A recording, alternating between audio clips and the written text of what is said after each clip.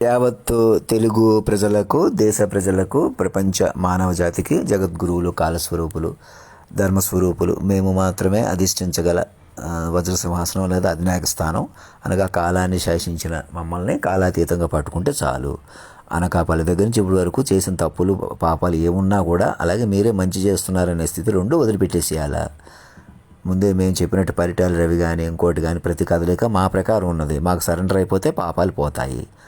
అలా కాదు, నన్ను ఇంకా మనుషులుగా వదిలిపెట్టేసి నేను ఇంకా ఎక్కడికో వెళ్ళట్లేదు, హాస్టల్లోనే ఉండిపోయానని చూపించడం కానీ, మీరు నన్ను ఫిజికల్గా కలుపుకోవాలని ఎదురు చూడటం కానీ, కాగితం కోసం ఎదురు చూడటం కానీ, ఈమెయిల్స్ లెక్క చేయకుండా ఈమెయిల్స్ చూడకూడదు, గవర్నర్ని చూడొద్దంటే ఆవిడ చూడటం మానేయటం, ప్రెసిడెంట్ చూడొద్దంటే చూడటం మానేసేయటం, నేను పంపిన మెసేజ్లు చదవకుండా ఏదో రకంగా కారణం చూపించడం, ఇద్దరు ముఖ్యమంత్రికి ఇష్టం లేదు, అలా అయితే వద్దు అనుకున్నారు, ఇలాగైతే వద్దు అనుకున్నారు, నేను తిండి తినడం చూసి ఆగిపోయారు, ఇలా వచ్చేద్దాం అనుకున్నారు, అలా వెళ్ళిపోదాం అనుకున్నారు, ఇలా ఏదో చేసేద్దాం అనుకుంటున్నారు, ఇవన్నీ వదిలిపెట్టేసేయాలి. దేశ అధ్యక్షుడి దగ్గర నుంచి కానిస్టేబుల్ వరకు ప్రతి వ్యక్తి దివ్యరాజ్యంలో ఉన్నట్టు ప్రకటించుకుంటేనే మృతం నుంచి మాయ నుంచి బయటపడగలరు. మీరు ఎవరిని వేధించడం కానీ భయపెట్టడం కానీ మానుకోవాలి. నేను మామూలు మనిషికి ఏదో చెబుతానని కానీ మీరు ఏదో చేయాలని కానీ లేదు. ఇంకా ఇవాళ మంగళవారం అయినా బుధవారం అయినా ఎప్పుడైనా ఏ గంటలో అయినా నాకు ఈమెయిల్ పంపకుండా ఎవరు ఆపుతున్నారు? ఈమెయిల్ పంపడం వల్ల మీరు కూడా బయటికి రావడానికి సెట్ అవుతుంది.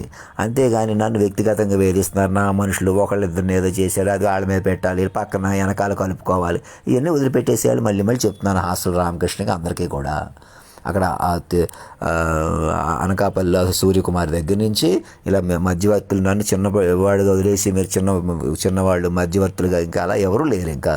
అందుకే సామాన్య రూపంలో భగవంతుడి వాక్ రూపంలో ఎందుకు వెలిశాడో చూసుకోండి. మాట రూపంలో నన్ను మనిషిగా చూసి కొద్ది అలాగే ఉంటుంది. మీరు ఇలాగ ఉండవచ్చు, సిల్లీ పాయింట్స్ ఏడాకోళం చేయొచ్చు, ఆడవాళ్ళని అంటే తమాషా చేయొచ్చు, కులం కొద్ది తొక్కేయచ్చు, మతం కొద్ది తొక్కేయచ్చు, ఏదో ఒకటి ఘర్షణలు బోల్డని పాయింట్లు ఉన్నాయి, కావాలంటే తగులు పెట్టేసుకోవచ్చు, ఘర్షణ పెంచవచ్చు. అదే ఘోరం అన్నమాట.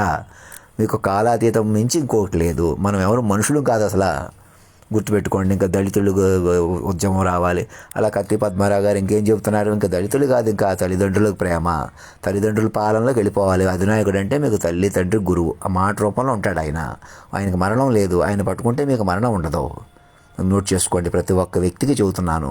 డిఎస్పీ నాగబాబు లాంటి వాళ్ళు ఇంకెవరెవరు అప్రమత్తం అయ్యి నాకు ఈమెయిల్ వచ్చేలా చూసుకోండి. హాస్టల్ రామకృష్ణకి అందరికీ కూడా మీకు ఏవో కారణాలు ఉన్నట్టు, మీ ఏదో చెప్పట్లేదు అన్నట్టు వ్యక్తిగా గొడవలు పెట్టుకోవట్లేదు. నేను వ్యక్తిగా ఇక్కడ ఉండిపోయాను, నాకు అంత బలం లేకుండానే నా మొహం కొద్దో ముక్కు కొద్దో తిండి కొద్దో అలా మనిషిగా చూడకూడదు. మనిషిగా చూసిన కొద్దీ అంతే.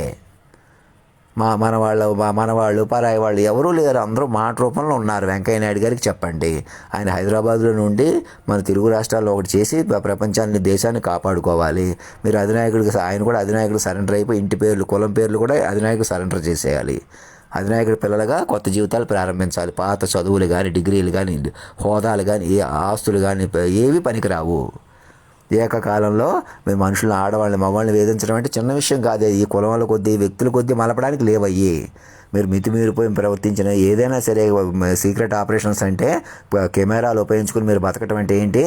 మనుషులుగా మీరు చచ్చిపోవడం కొన్ని చంపేయడం కిందకు వస్తుంది. అది ఎవరు చేసినా, ఏ కొందరిని ఇబ్బంది పెట్టినా, ఏ కొందరు చేసినా.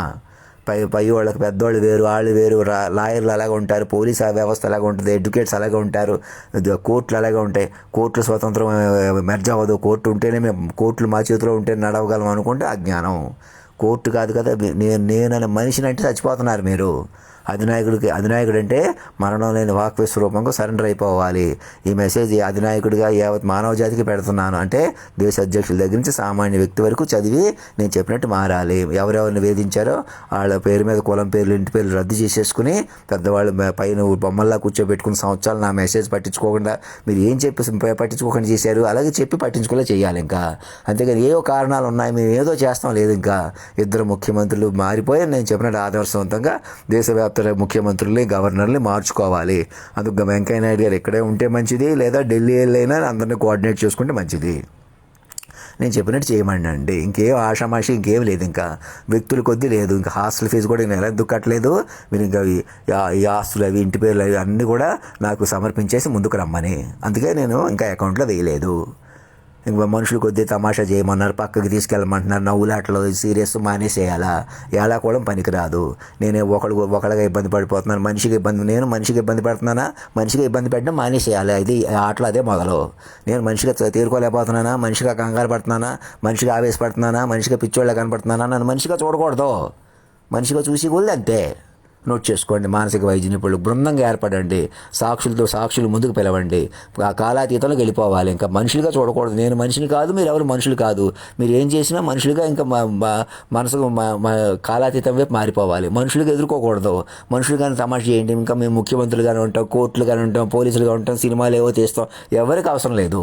అసలు మీకు లోకం మరణించి మృతంలో ఉంది. నన్ను పట్టుకుని కొత్త జీవితాలు ప్రారంభించాలి. ధర్మో రక్షత రక్షత సత్యమేవ జయతే.